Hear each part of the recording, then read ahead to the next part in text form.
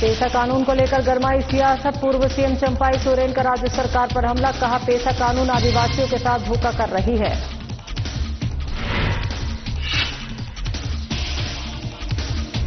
निकाय चुनाव को लेकर जेएमएम और बीजेपी आमने सामने। चुनाव में देरी को लेकर बीजेपी ने जेएमएम को घेरा। नगर निगम कार्यालय के सामने बीजेपी का धरना प्रदर्शन। विकास में सुस्ती के खिलाफ सीपीआई-एमएल का प्रदर्शन। सड़कों पर उतरे सीपीआई-एमएल के कार्यकर्ता। क्षेत्र की बदहाल स्थिति पर नगर परिषद को घेरा। और जेल में बंद आईएएस अधिकारी की जमानत याचिका पर फैसला। झारखंड हाईकोर्ट ने सुनाया फैसला। भूमि की अवैध खरीद बिक्री में शामिल होने का आरोप।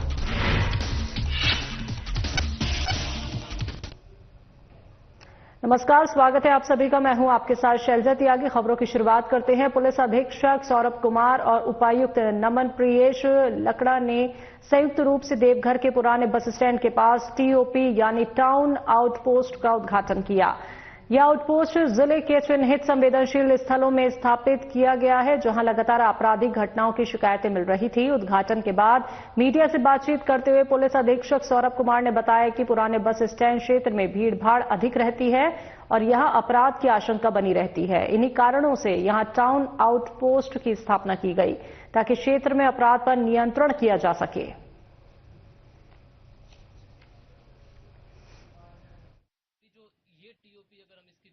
ये जो टीओपी का आज यहाँ पे उद्घाटन हो रहा है, और जैसे कि एसपी साहब ने बताया कि कुल ऐसे 6 नए टीओपी ऑफिस बने हैं।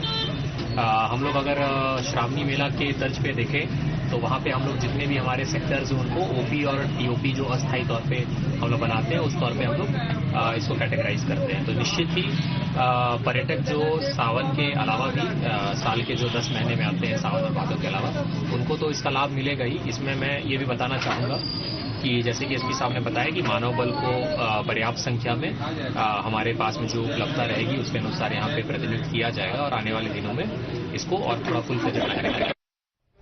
राष्ट्रीय सड़क सुरक्षा महीने के तहत कोडरमा जिले के डोमचांच थाना क्षेत्र में बिना रिफ्लेक्टर लगे वाहनों के खिलाफ जागरूकता अभियान चलाया गया। इस दौरान नियमों के अनुपालन के निर्देश दिए गए और वहीं डीटीओ विजय कुमार सोनी ने डोमचांच अंचल इंस्पेक्टर अरविंद कुमार और थाना प्रभारी अभिमन्यु कुमार के सहयोग से बिना रिफ्लेक्टर के संचालित पाए गए वाहनों में रिफ्लेक्टर लगाए और वाहन चालकों को वाहन पर रेट्रो रिफ्लेक्टिव टेप लगाने की सलाह दी गई। सभी को सुरक्षित परिवहन की जानकारी भी दी गई।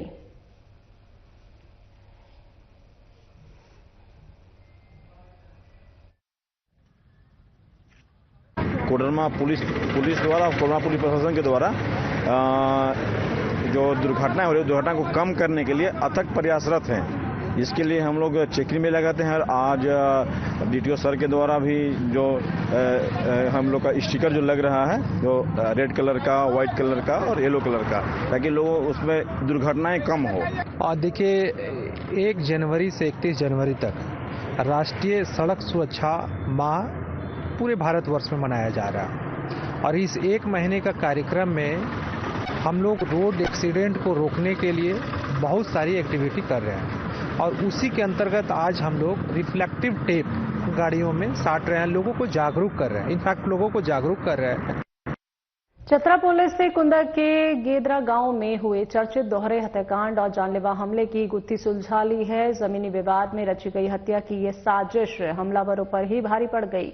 चतरा एसपी ने प्रेस कॉन्फ्रेंस में बताया कि 28 दिसंबर की रात करीब 8 हथियारबंद अपराधी श्याम भोक्ता की हत्या करने के लिए उसके घर पहुंचे थे। विवाद जमीन के सौदे को लेकर था। हमलावरों ने श्याम के साले को गोली मारी और श्याम पर भी हमला किया। जैसे ही शोर मचा, ग्रामीणों ने मोर्चा संभाल लिया, जिसके बाद भगदड़ में मुख्य साजिशकर्ता देवेंद्र गंछू और चूरामन गंछू की मौके पर ही मौत हो गई। सिमरिया एसडीपीओ के नेतृत्व में गठित एसआईटी ने तुरंत कार्रवाई की और मोहन कुमार को गिरफ्तार कर लिया। मोहन ने ही चूरामन को बुलाया था और वारदात में इस्तेमाल हथियार छुपाए थे। तो पुलिस ने आरोपी के पास से कट्टा, गोली और बाइक बरामद की है। एसपी के अनुसार अन्य फरार आरोपियों की पहचान कर ली गई है। जल्दी उनकी भी गिरफ्तारी हो जाएगी।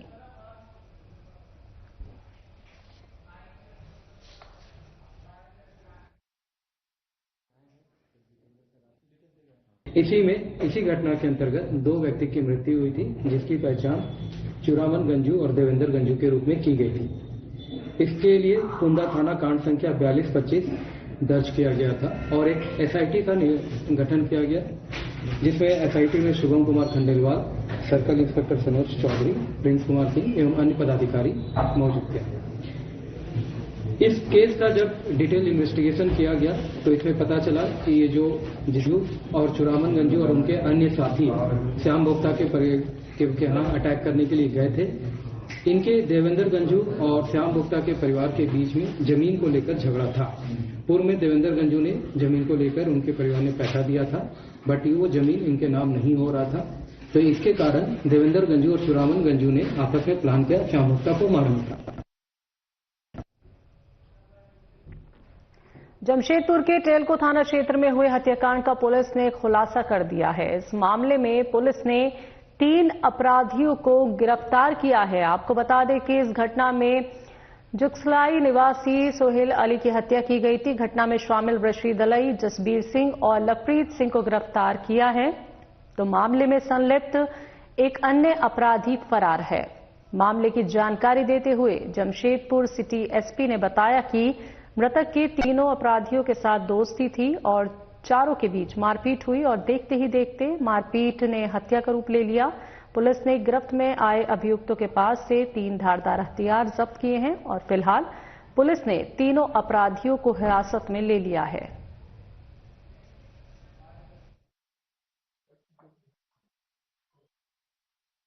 जनवरी 2026 को आपको याद होगा संध्या में खरकई रोड के पास जो स्थित बाउंड्री वॉल है उसके झाड़ियों में एक व्यक्ति सोहेल अली जो कि जुगसलाई के रहने वाले थे, इनका डेड बॉडी मिला था।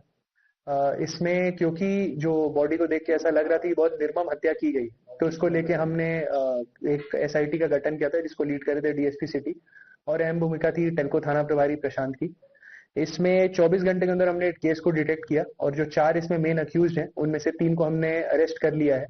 इन तीनों के नाम है ऋषि दलाई जो कि बिरसा नगर का रहने वाला है, जसबीर सिंह उर्फ जस्सू ये भी बिरसा नगर जोन नंबर 6 का रहने वाला है, और लवप्रीत सिंह गिर ये भी बिरसा नगर जोन नंबर 6 का रहने वाला है। एक अक्यूज इसमें अभी पेंडिंग है जिसके लिए हम लोग रेड्स कर रहे हैं एंड वी आर श्योर कि उसको भी हम लोग डिटेन करेंगे। बोकारो जिले में चोरी की घटना को अंजाम देने वाला कुख्यात चोर बबलू उर्फ भाटिया को सिटी थाना पुलिस ने गुप्त सूचना के आधार पर न्यायालय के बाहर चोरी की प्लानिंग करते हुए धर दबोचा। बोकारो जिले के विभिन्न थाना क्षेत्र में आरोपी बबलू ने चोरी की घटना को अंजाम दिया था। गिरफ्तार के पास से 1 किलो चांदी, 1 लैपटॉप, ताला तोड़ने वाला लोहा बरामद किया गया।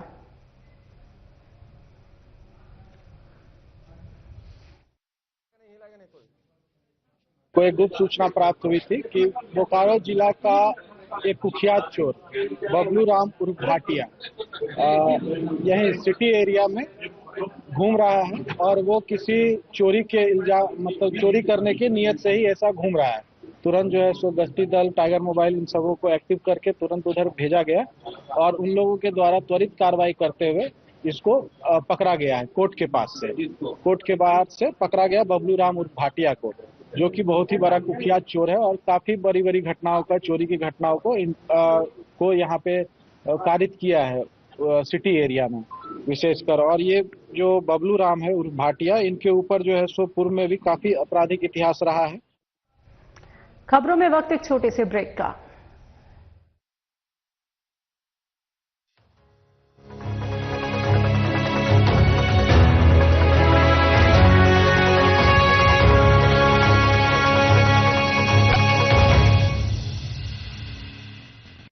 क्या रंग खिला, क्या रूप सजा, मैंने ही नहीं दुनिया ने कहा।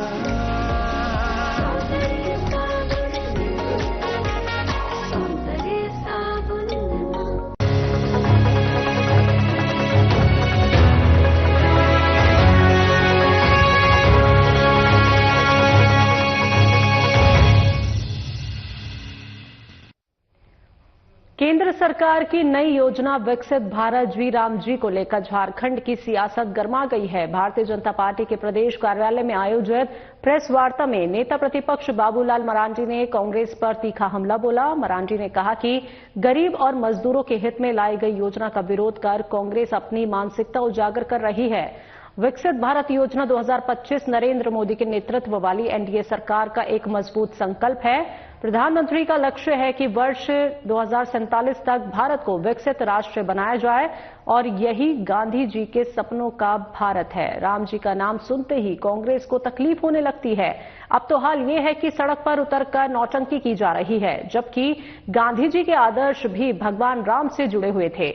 इसके साथ ही उन्होंने कहा कि विश्व विकसित भारत रोजगार आजीविका मिशन 2025 गरीब, मजदूर और ग्रामीण भारत के लिए एक ऐतिहासिक कदम है। इस योजना के तहत रोजगार के दिनों को 100 से बढ़ाकर 125 किया गया है।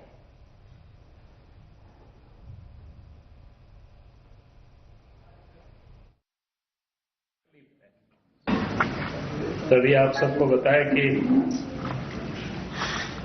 अभी केंद्र सरकार ने विकसित भारत रोजगार एवं आजीविका मिशन ग्रामीण गारंटी अधिनियम 2025 पारित हुआ है और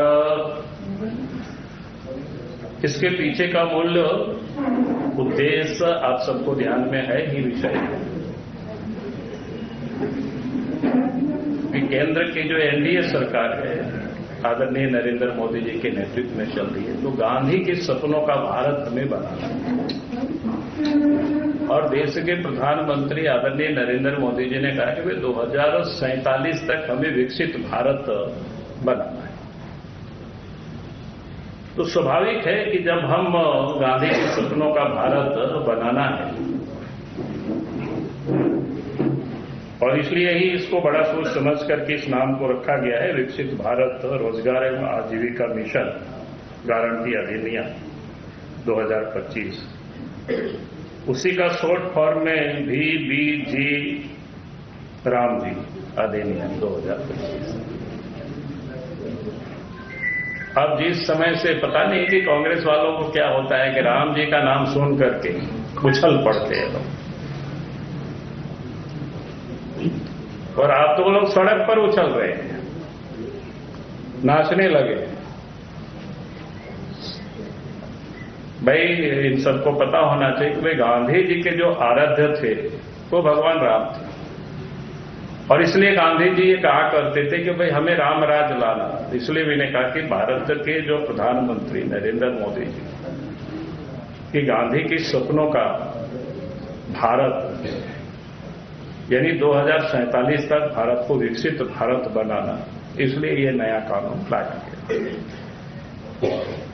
अब इससे उन लोगों को परेशान नहीं होना चाहिए, बल्कि उसके उनको स्वागत करनी चाहिए थी। और स्वागत इसलिए कि आप सबको ध्यान में है कि पहले 100 दिनों का ही रोजगार था। 100 दिनों में कितना मिलता था वो आप सबको अच्छी तरह से पता है। अब 100 दिन के जगह पर उसको 125 दिन कर दिया गया, और उसमें भी कानूनी रूप से उसकी मजबूती ये भी दी गई कि अगर काम नहीं मिलेगा तो फिर उनको भत्ता भी मिलेगा।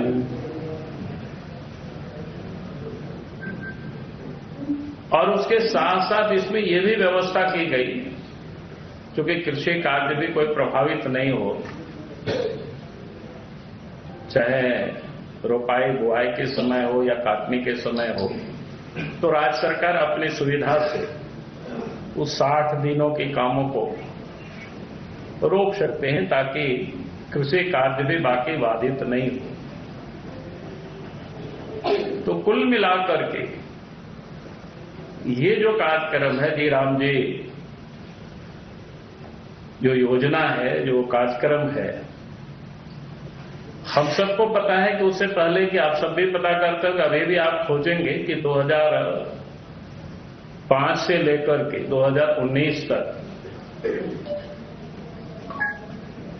उन्हें लाखों करोड़ों रुपया खर्च हो गए लेकिन अगर उसकी क्या काम हुआ कहीं, तो आपको ढूंढने से आपको कहीं भी नहीं मिलेगा उसमें काम क्या हुआ है क्या नहीं हुआ है। आप सब भी, क्योंकि लोकतंत्र के चौथे स्तंभ हैं, अभी आप सबको कहा जाए कि भाई थोड़ा जा करके घूम करके देखो, ढूंढ करके कि भाई इसमें से क्या काम हुआ, तो आप बता नहीं सकते, दिखा नहीं सकते। हाँ, एक चीज जरूर आप दिखा सकते हैं, आपके ध्यान में आएगा कि किस प्रकार से झारखंड में उपयोग हुआ है, उसका जीता जागता उदाहरण है। मनरेगा के घोटाला में यहां एक सीनियर आईएएस अफसर, जो अपने जमाने में लोग बोलते हैं कि बड़ी टैलेंट रही है, और मनरेगा घोटाले के कारण ही महीनों तक, या हमको लगता है साल भी शायद पूरा हो गया होगा, वो जेल में उनको रहना पड़ा था। मुझे नहीं लगता है कि नाम बताने की जरूरत है, आप सबको पता है। यानी कहने का अर्थ है कि ये जो मनरेगा था, एक प्रकार से अफसरों के लिए एक चारागाह बन गया था, और लूटने का एक प्रकार से जरिया बन गया था। झारखंड जैसे राज्य में हम सब लोग गांव से आते हैं, जब बात करते थे, चर्चा करते थे, तो सर्वत्र लोग कहते थे कि भाई 40% इसमें से कमीशनखोरी होती है।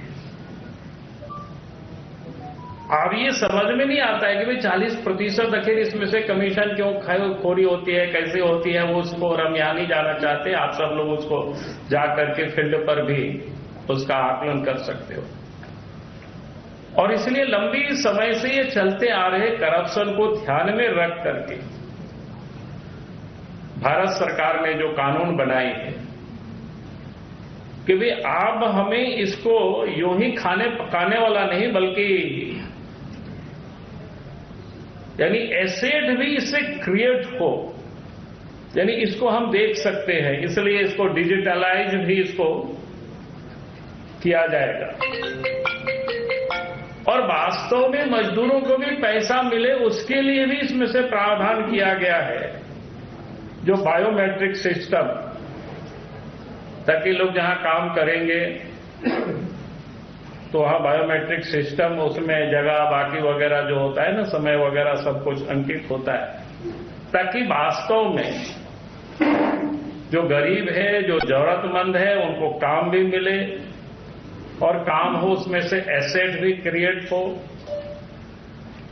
जहां पर इतनी अच्छी व्यवस्था करने के बाद अब ये लोग है तौबा कर रहे हैं, उछल कूद कर रहे हैं। उछल कूद करने का एक ही कारण है, जो मैंने कहा कि यहां जिस प्रकार से लूट खसोट मची हुई थी। आपने देखा होगा कि यहां पर एक सचिव कई एक महीनों तक जेल में रही इस मनरेगा घोटालों में। अब उनको लग रहा है जब एसेट क्रिएट होंगे, बायोमेट्रिक सिस्टम होगा, तब फिर जो सत्ता में बैठे हुए लोग जो लूट रहे थे, वो लूटने की उनको अब छूट नहीं मिल पाएगी। अब इसलिए इन लोगों को आपत्ति है। और जिस बात की लोग बोल रहे हैं कि भाई ये 60-40 इसलिए है इन राज्यों में कि भाई आप उसकी अकाउंटेबिलिटी भी राज्य की होनी चाहिए।